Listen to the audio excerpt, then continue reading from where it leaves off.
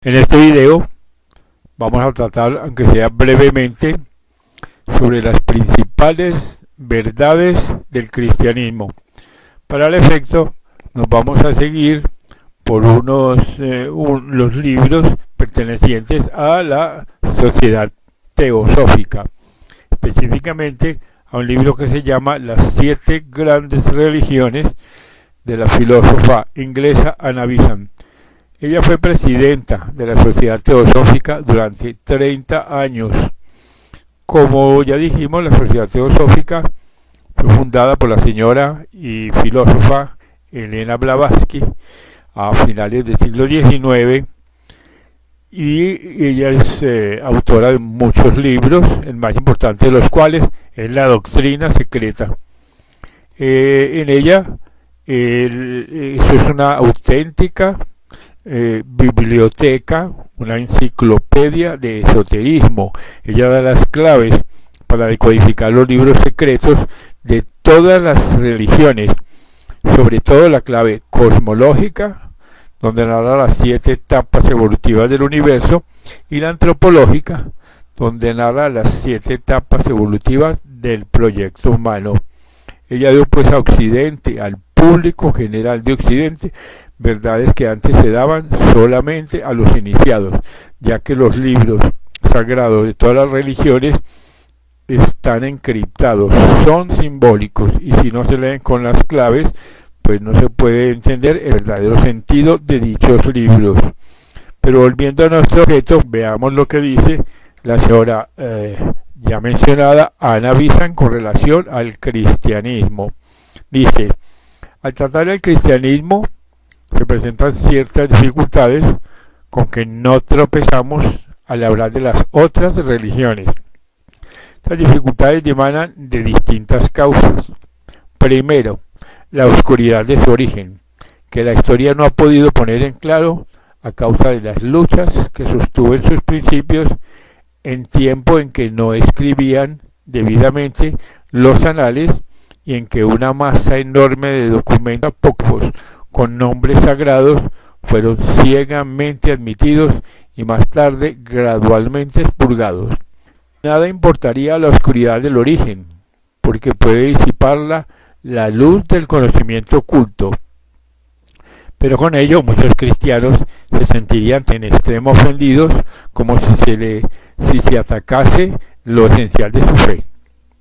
Otra dificultad es los numerosos matices que separan a los cristianos entre sí, de modo que por cualquier senda que nos encaminemos, es muy probable que muchos cristianos salgan a eso diciendo que nos hemos apartado de la verdadera senda del cristianismo. Tenemos la iglesia griega, la iglesia romana y gran número de otras iglesias denominadas impropiamente protestantes, pues este calificativo nada afirma, sino que significa simplemente la protesta contra las opiniones de otros cristianos. Así advertimos en dichos 3 grupos gran número de contradicciones, y el hombre estudioso que desea exponer las ideas sin desnaturalizarlas se ve envuelto en un verdadero torbellino de contradictorias declaraciones, hasta el punto en que al aceptar cualquiera de ellas promueve un conflicto con las demás. Aparte de la Biblia y de la doctrina de los apóstoles, ningún dogma es común al mundo cristiano, y aún abundan las disputas acerca de su interpretación. La extraordinaria importancia de todas las sectas del mundo cristiano considera la forma de fe determinada en las controversias, una actitud desconocida en otras religiones, siendo para la mayor parte de las iglesias condición más indispensable la pureza de la fe que la regla de conducta. Así que procederemos no en materia lo mismo que al tratar de otras religiones, esto es, tomar las escrituras aceptadas y basar en ellas la exposición. Además, en aclaración de las escrituras, aduciré los documentos de la iglesia primitiva, las enseñanzas de los famosos padres de la iglesia, y luego, a la luz del ocultismo, trataré de separar lo esencial de lo accesorio, o sea, lo inherente de lo sobrepuesto más tarde por ignorancia y muchas veces por exigencias de la controversia. Todavía queda otra dificultad no menos grave, que se refiere más bien al sentimiento que a la razón. De todas las religiones del mundo, solo el cristianismo presume de única verdadera.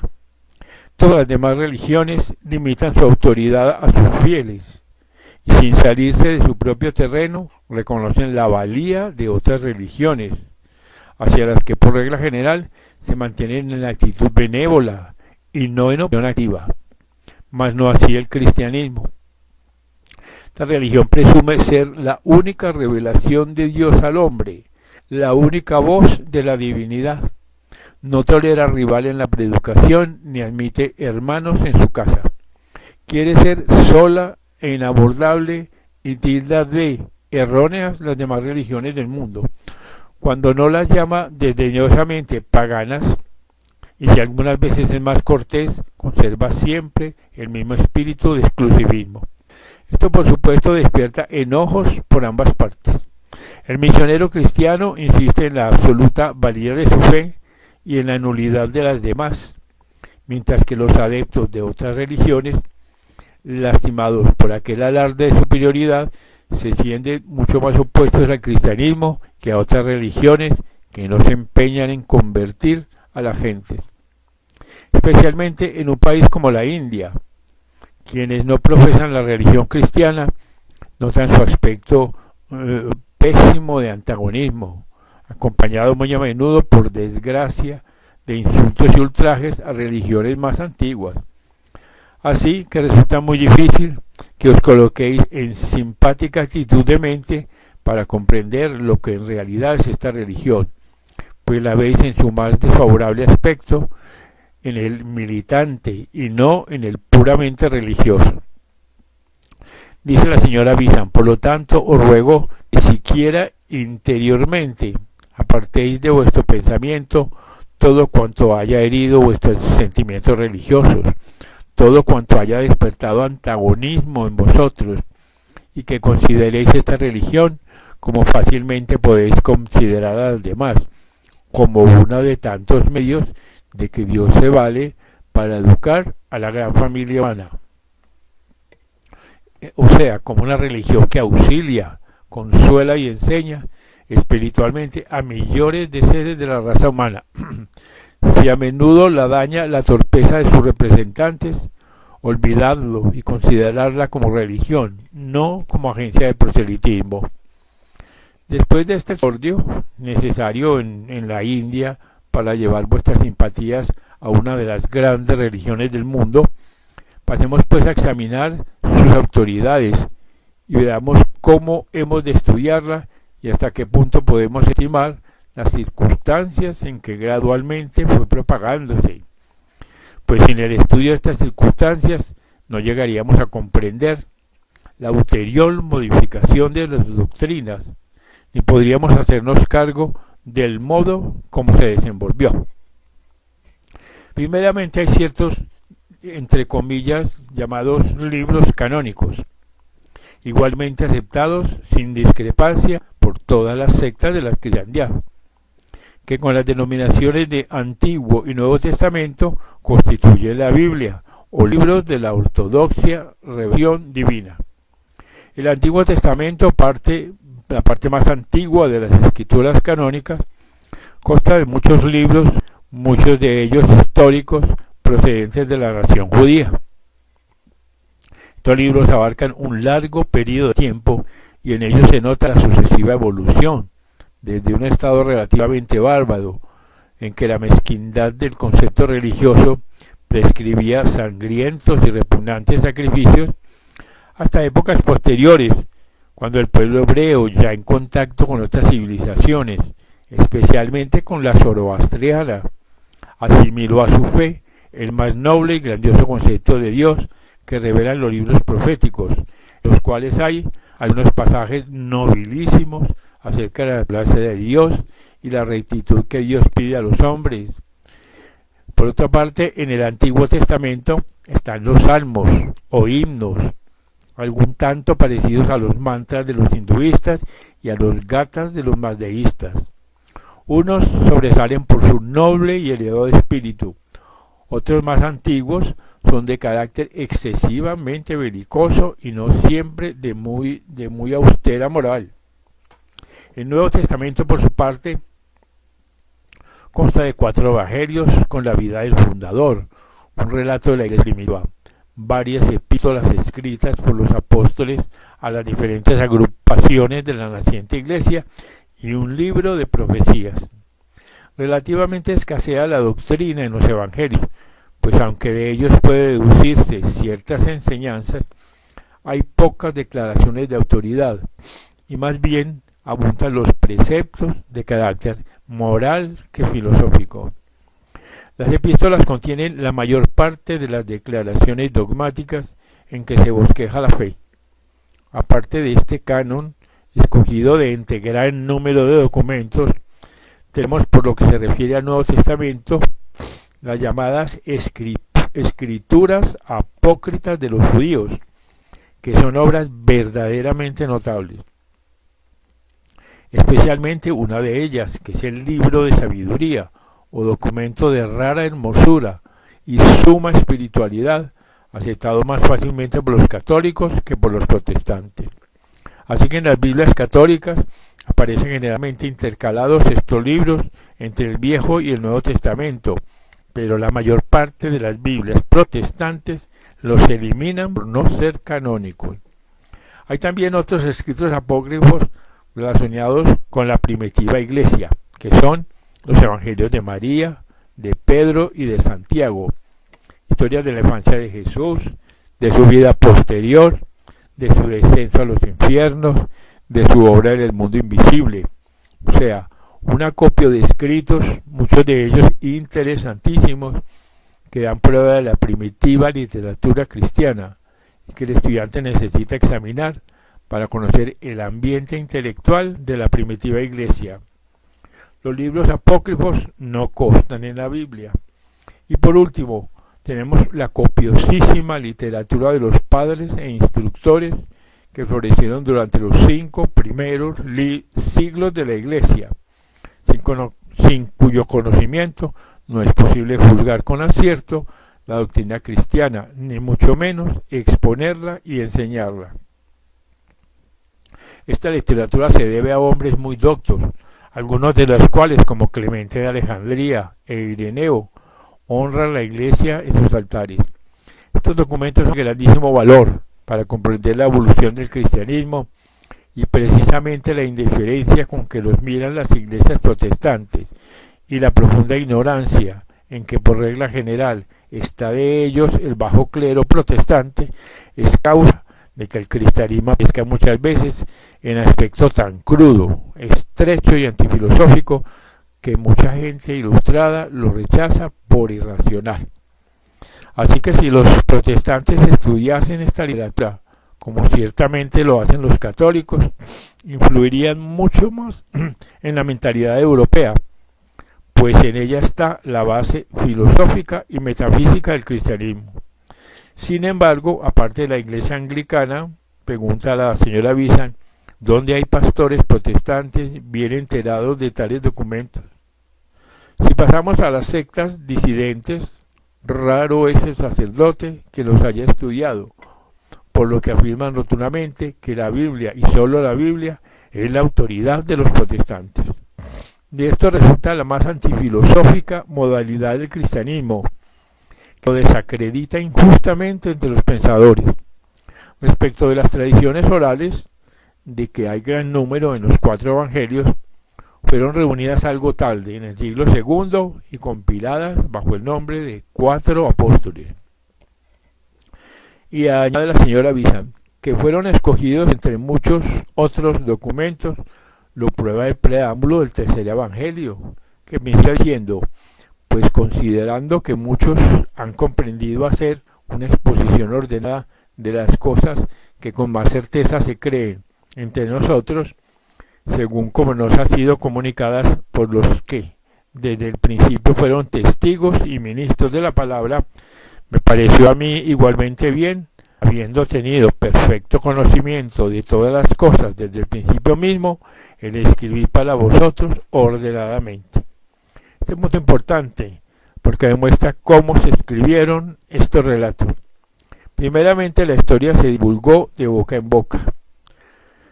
En el cristianismo, lo mismo que en otras religiones, había una enorme masa de tradiciones orales. Muchas de las enseñanzas sagradas jamás se escribieron, según veremos por el testimonio de algunos padres de la Iglesia. Así que el credo que se enseñaba a recitar a los catecúmenos no estaba escrito, sino que se enseñaba de viva voz como signo de reconocimiento de cierta pragmática de la Iglesia. Este periodo de enseñanza oral es de mucha importancia y lo prueban las citas que Justino Mártir, Ignacio, el pastor de Hermas y otros hacen de palabras del Señor que no están en los evangelios canónicos, pero sí en los llamados apócrifos. Así que los canónicos son compilaciones de una tradición más extensa y posterior.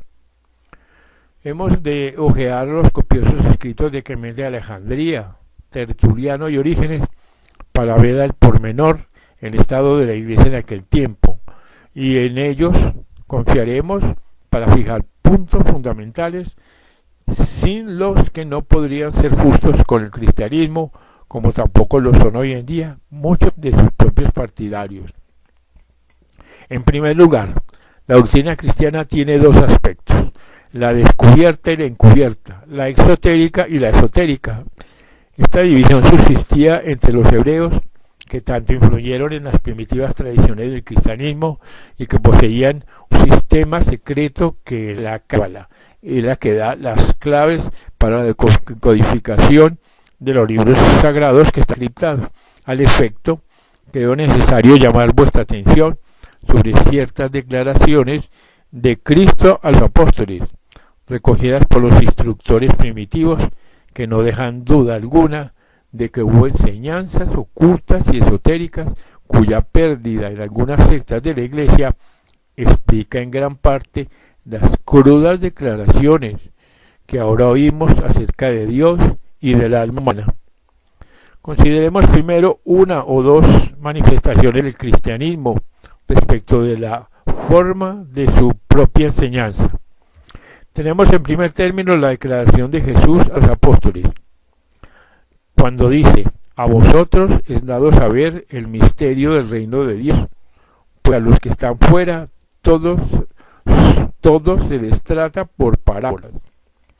Esto es en San Marcos. Orígenes comentaba esta declaración de Cristo como sigue: no he hablado aún de la observancia de lo que está escrito en los evangelios, cada uno de los cuales contiene mucha doctrina difícil de comprender, no solo para la multitud, sino también para algunos de los más inteligentes, como lo dan a entender muy profundamente las palabras de Jesús a los de afuera, entre comillas, al paso que reservaba el significado a los que doctos, ya en la enseñanza exotérica, le iban a ver a su casa. Y cuando se llegue a comprender, admirará la razón por qué se dice que algunos están fuera, entre comillas, y otros en casa, entre comillas. De este modo distingue Orígenes entre los que están fuera, los indoctos, la multitud ignorante, a quien solo cabía enseñar la verdad elemental por medio de parábolas, y los que estaban en casa, los apóstoles y discípulos, a quienes se revelaba íntegra la palabra de Dios. Los misterios del reino de los cielos, que no se comunicaban al mundo externo. No deis lo santo a los perros, ni echéis vuestras perlas delante de los puercos, o sea que las huellen con sus pies. Conocemos el significado de la palabra perros, entre comillas, no solo por el empleo que le daban los historiadores judíos, sino de labios del mismo Jesús. Con el mote de perros designaban a naciones que no eran del linaje de Abraham. Así como la mujer sirio-fenicia le pidió a Jesús que ejercitase en ella su poder taumatúrgico, le respondió: no es bien tomar el pan de los hijos y echarlo a los perros. Ella aceptó humildemente el epíteto y replicó: pero los perros comen las migajas que caen de la mesa de su amo. De manera que el significado de la palabra perros es evidentemente el que no está dentro del reino de Dios. Los padres de la Iglesia se acomodaron a este sentido de la palabra. Clemente de Alejandría dice que es difícil enseñar, entre comillas, oyentes puercos y no ejercitados. Así también Jesús dice a sus discípulos: tengo aún muchas cosas que deciros, pero no las podéis llevar ahora. Según la tradición, permaneció Jesús en la tierra 11 años después de resucitado, enseñando a los apóstoles las cosas secretas. San Clemente dice de este conocimiento sagrado, entre comillas: en un principio solo se comunicaba a quienes podían comprender.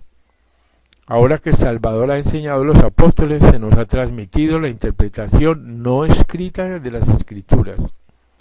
Según los Hechos, solo permaneció 40 días y durante este tiempo les habló del reino de Dios, pero estas instrucciones no quedaron escritas, ni hay rastro de ellas en las Escrituras canónicas.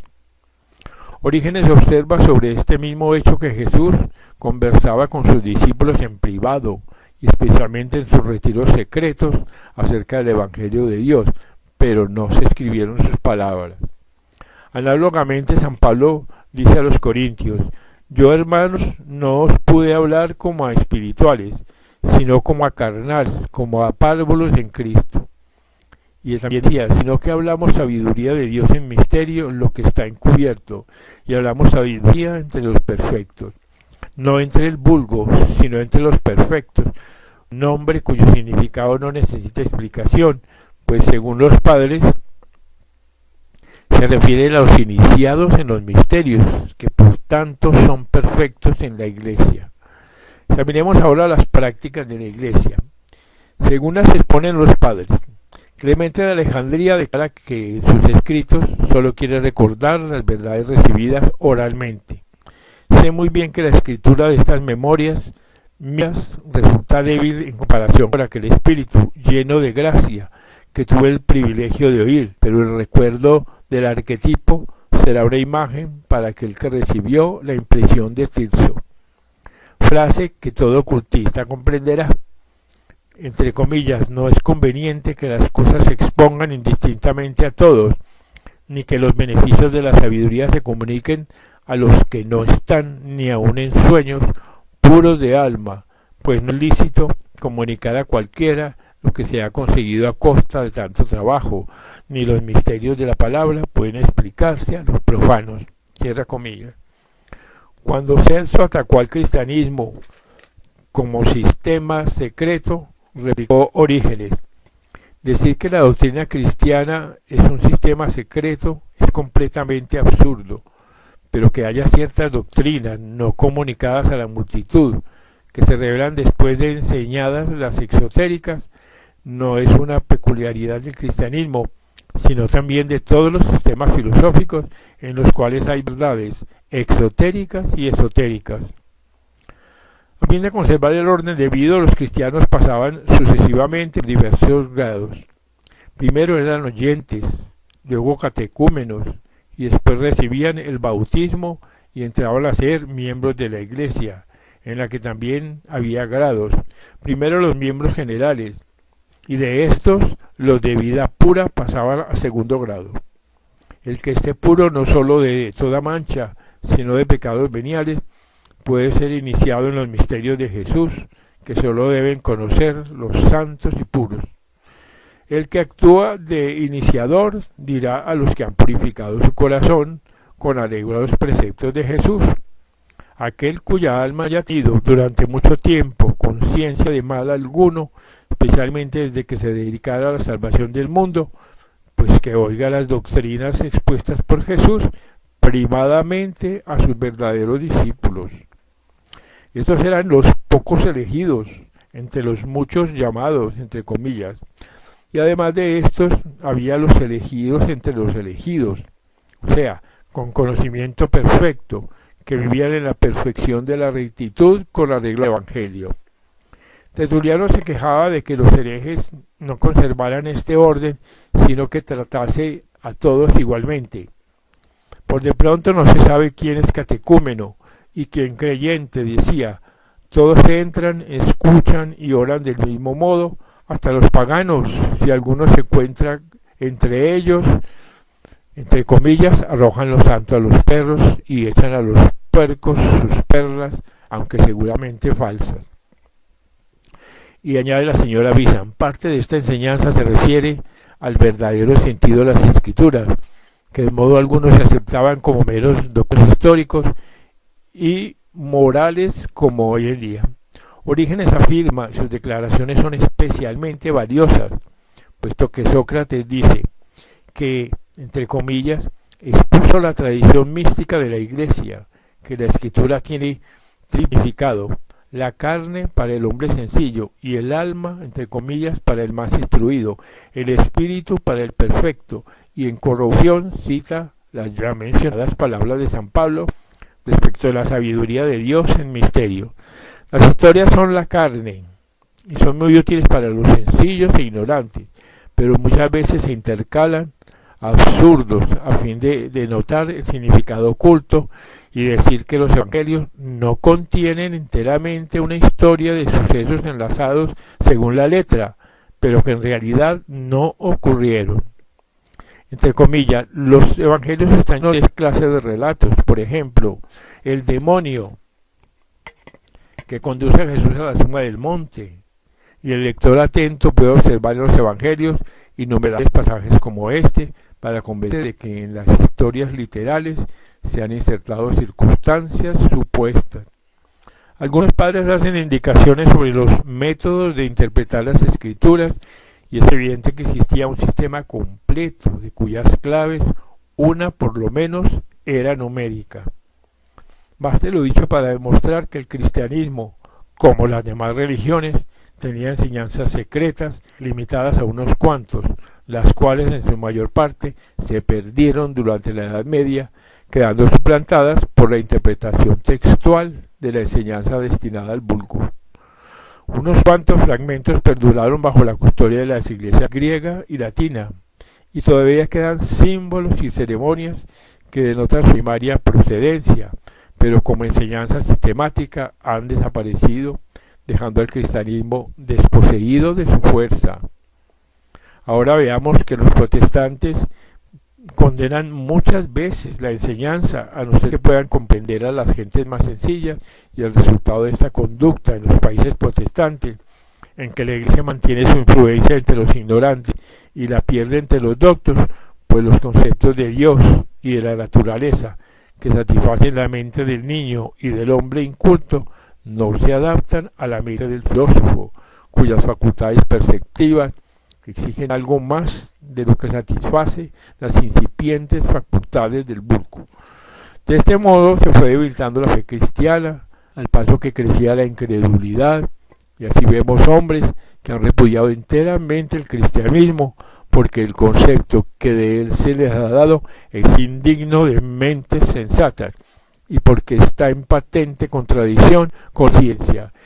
Pues, esa es una parte de la enseñanza que los teósofos y la señora Anna Bisan da sobre el cristianismo. En el siguiente video, cristianismo número 2, vamos a continuar con estas enseñanzas.